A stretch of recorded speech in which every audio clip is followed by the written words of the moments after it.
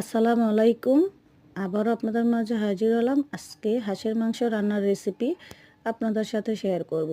প্রথমে পেঁয়াজ কুচি দিয়ে দিলাম, রান্নার তেল দিলাম, তেজপাতা, দারচিনি, এলাচ, লবঙ্গ, স্বাদ মতন লবণ, আদা রসুন পেস্ট দিয়ে ভালো করে মশলাটা কষিয়ে নেব।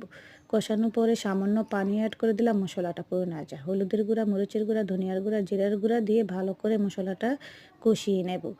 কষানোর পরে হাঁসের মাংসগুলো দিয়ে দিলাম। হাঁসের মাংস দিয়ে ভালো করে আবারও নেড়েচেড়ে কষিয়ে নেব। কষানোর পরে আমি গরম পানি অ্যাড করে দেব।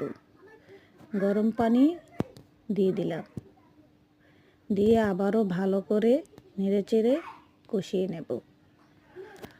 আমার রান্নাটা কেমন হয়েছে লাইক, কমেন্ট, সাবস্ক্রাইব করে দিবেন। আল্লাহ হাফেজ।